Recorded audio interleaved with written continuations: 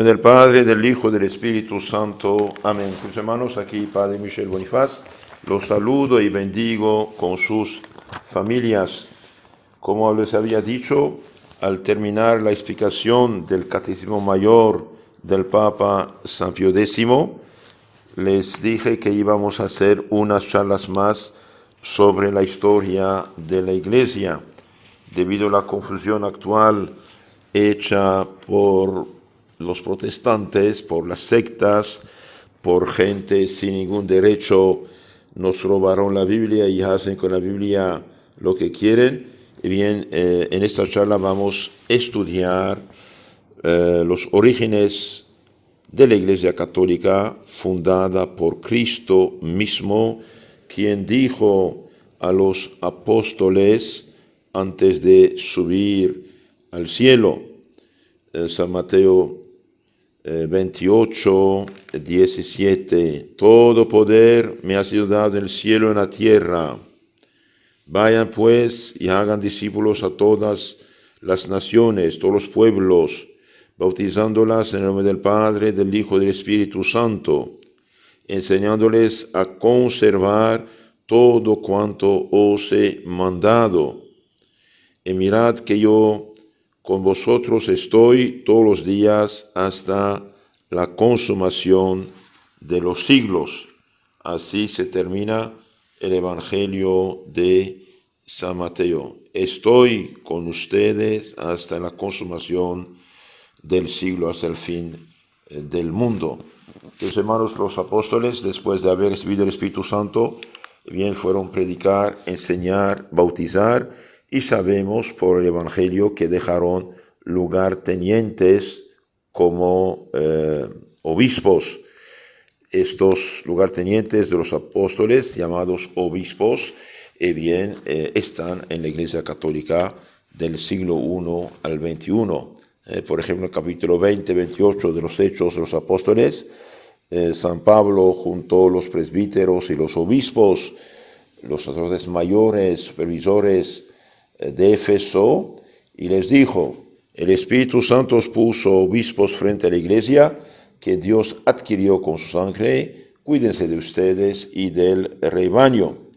Vemos también en 1 Timoteo 6:20, San Pablo dice a Timoteo, obispo: oh Timoteo, guarde el depósito. ¿Cuál depósito? El depósito del Evangelio, de la fe enseñada. Y cuando decimos Evangelio, no es el libro escrito aquí, es el conjunto de las verdades y la misión confiada a Timoteo como obispo. A este mismo Timoteo dice, segunda carta 2:2, dice: lo que oíste de mí, comunícalo a hombres fieles, aptos de enseñarlo a otras personas. Entonces hubo obispos de siglo en siglo en la Iglesia de Cristo.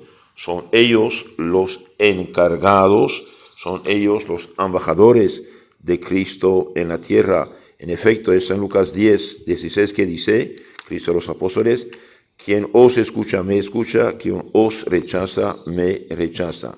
Por lo tanto, toda iglesia, o disque iglesia más bien, toda secta fundada después de Cristo, es una falsa iglesia, es una falsa organización, es una usurpación de poder, de nombre y de misión.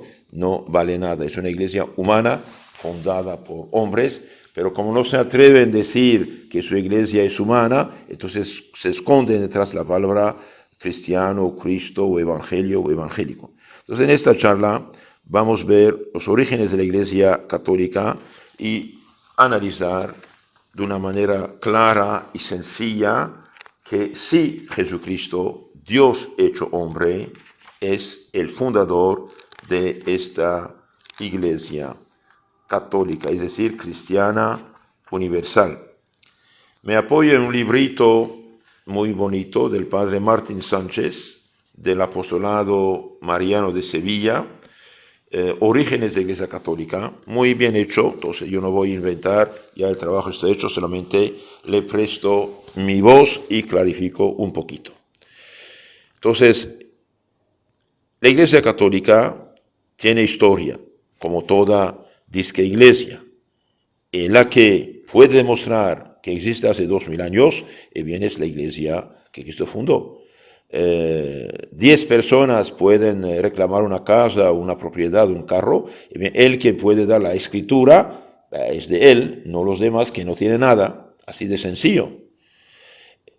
En tiempo histórico de la iglesia el tiempo histórico de la iglesia empieza con Jesucristo, y él es su fundador, como iremos demostrando.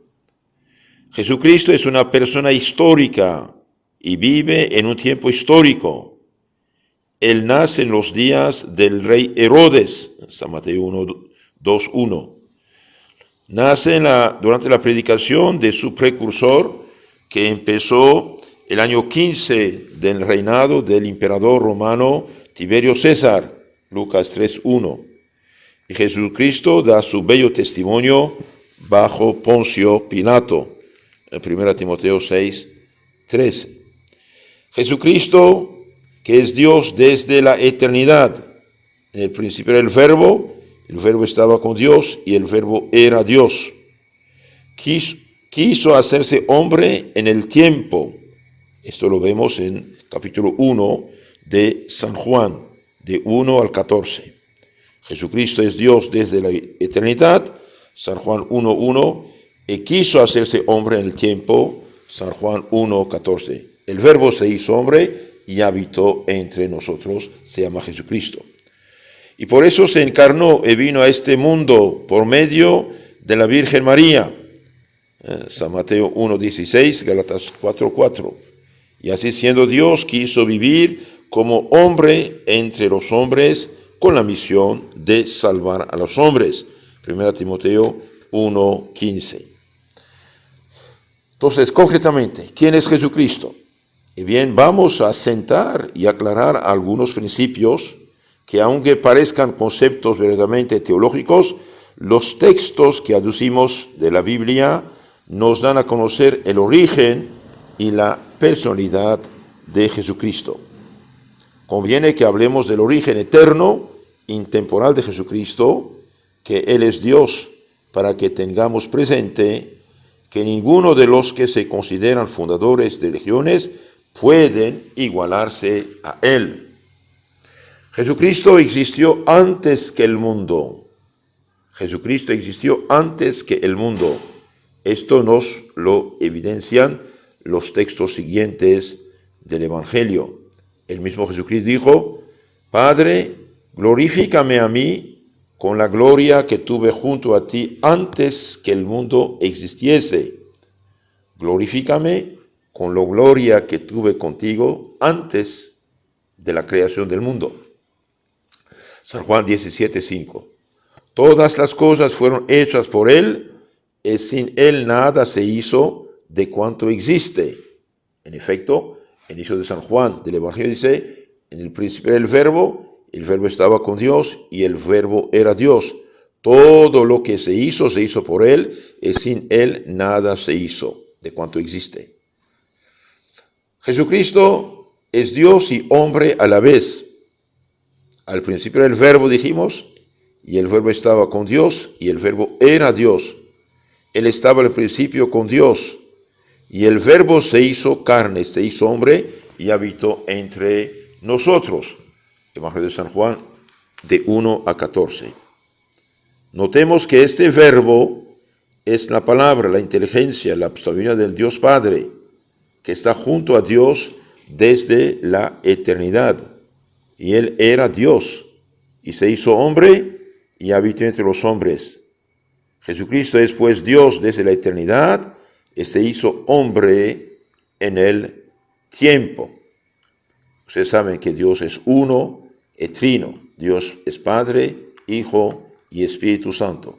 Dios piensa, lo llamamos Padre, su pensamiento, su sabiduría, su inteligencia, su palabra, su verbo, lo llamamos Hijo. Y Dios Padre y Hijo se conocen, se aman, este amor sustancial, personal del Padre y Hijo, lo llamamos Espíritu Santo. Como el sol, por ejemplo, el sol es sol, pero al mismo tiempo es calor, luz y fuego al mismo tiempo. Desde que el sol es sol, y bien tiene calor y luz y fuego, lo mismo en Dios. Dios es Padre, Hijo y Espíritu Santo.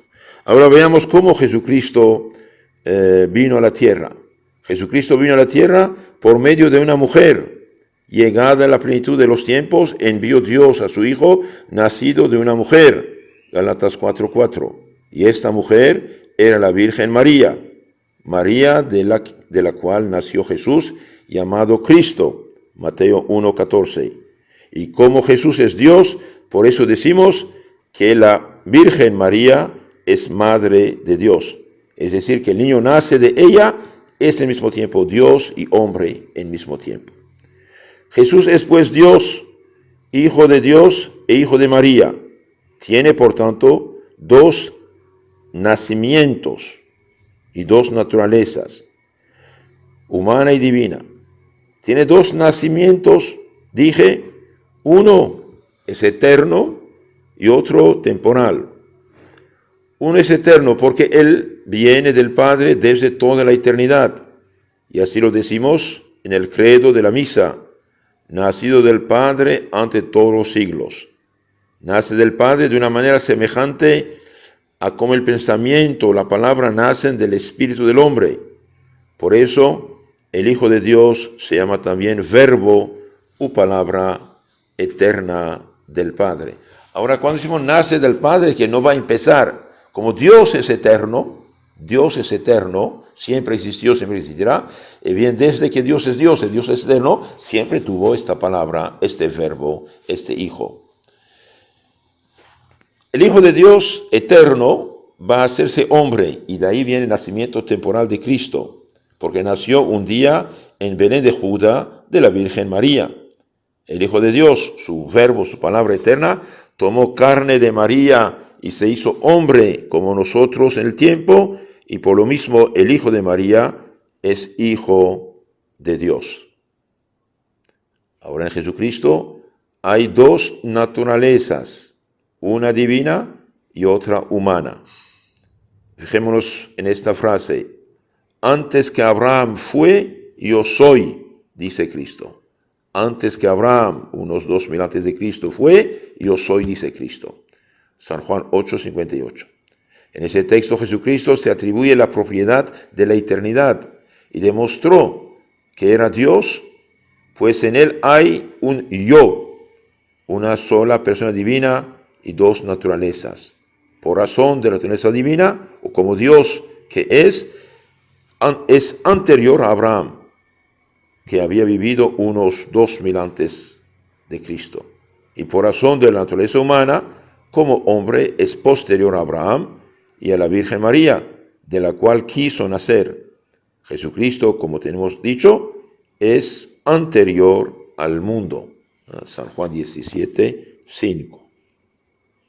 Fijémonos también en esta frase, quien ve a mí, ve al Padre. San Juan 14:9.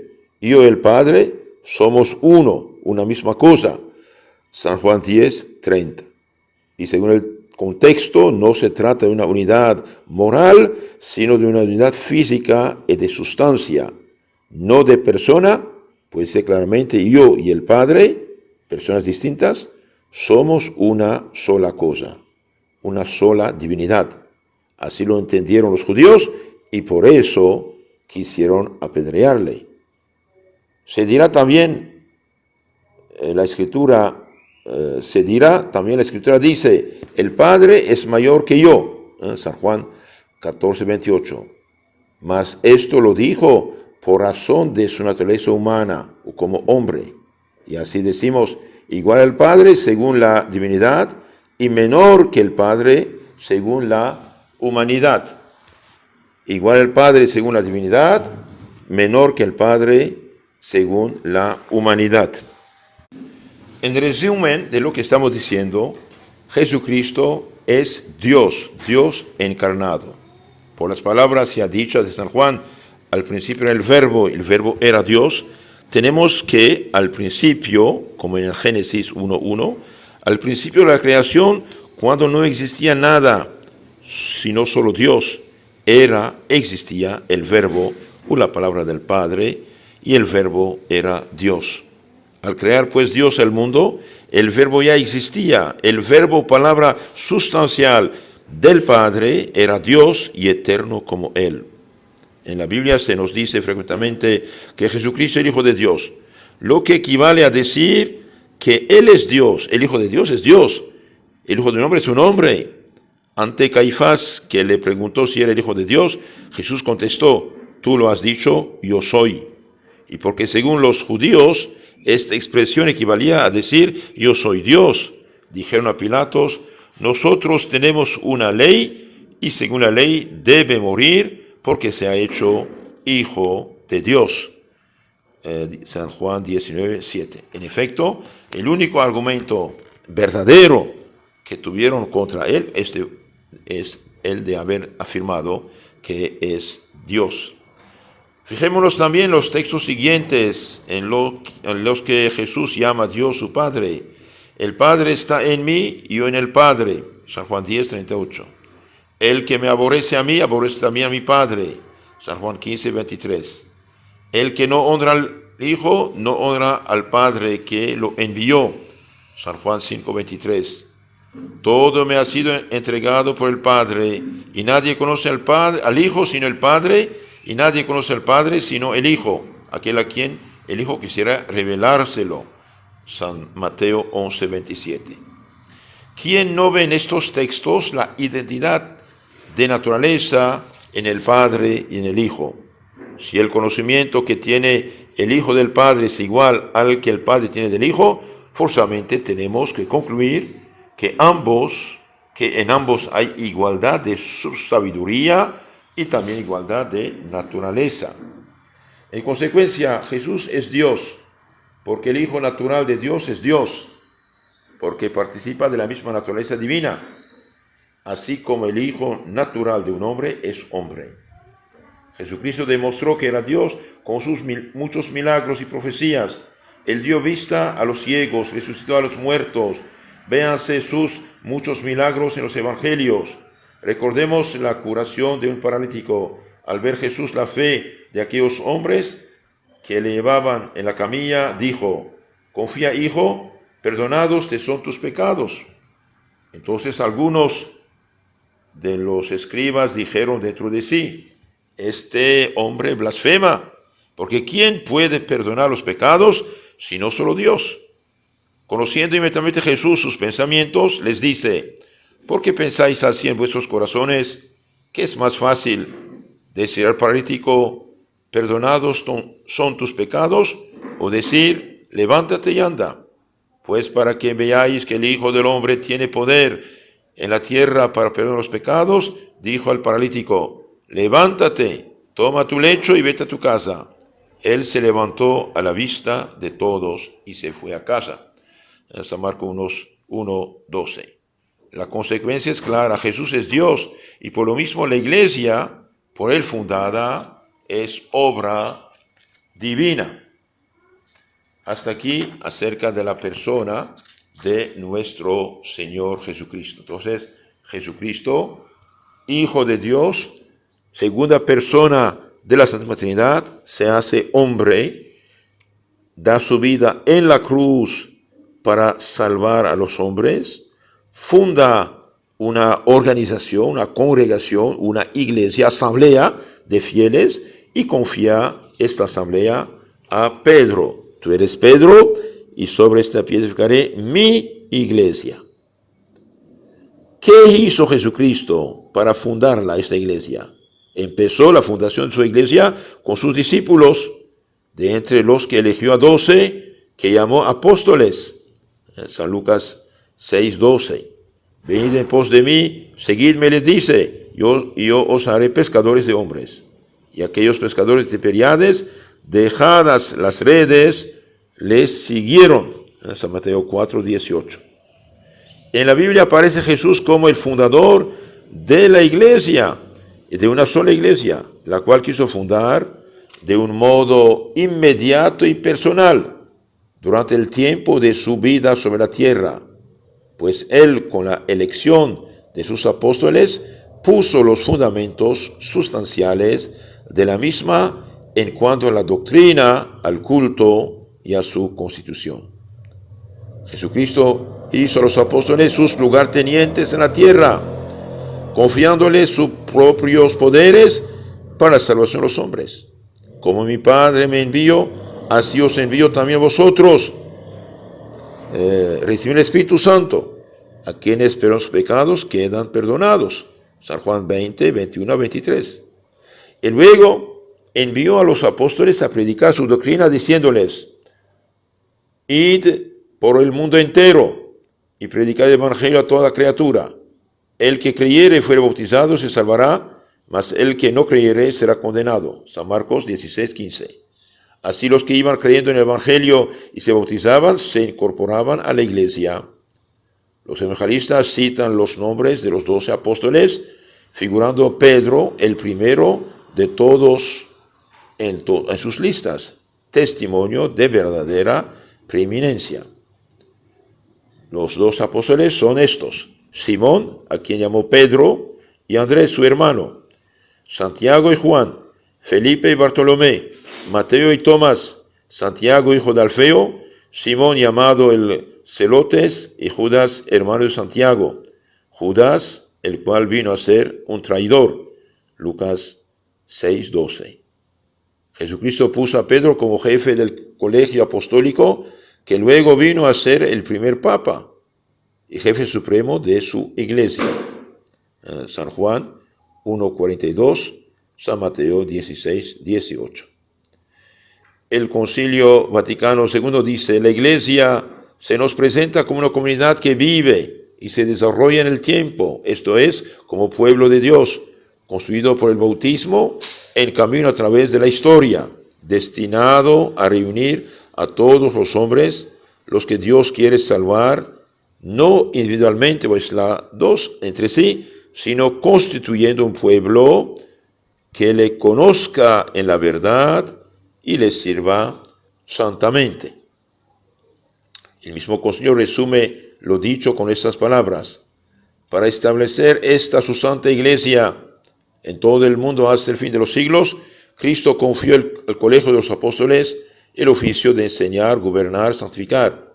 Entre ellos eligió a Pedro, como el cual después de la confesión de fe decretó sobre él edificar su iglesia. Entonces escoge los apóstoles y al frente de los apóstoles pone San Pedro y le promete de darle las llaves del reino de los cielos.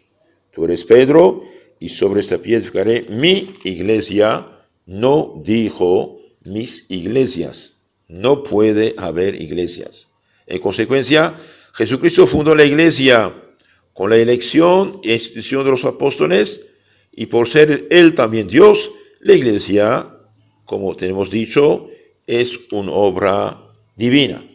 Jesucristo no confió su iglesia, su palabra, su doctrina al papel mudo para que cada quien, según su ignorancia o capricho, haga lo que quiera con él. Jesucristo fundó su iglesia sobre hombres en carne y hueso, y al frente de los 12 dejó uno como jefe, San Pedro.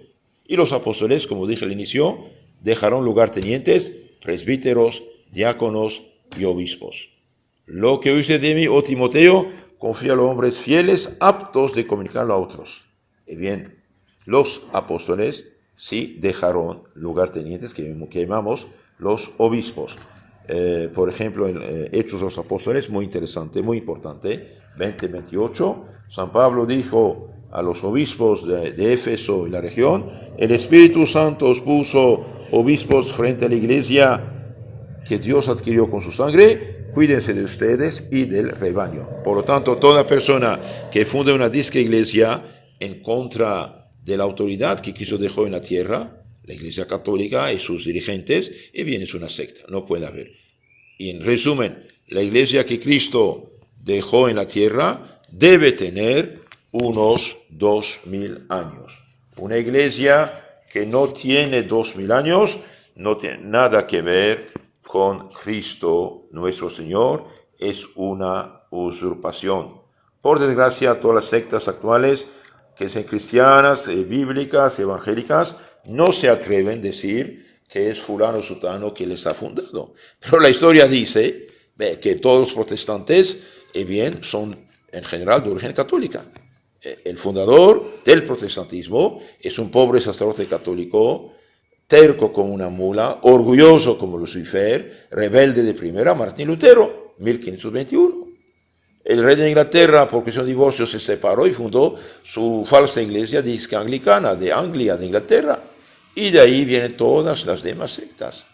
Testigo de Jehová, 1870, mormones, 1830, disque pentecostales, etcétera, más o menos el año 1900.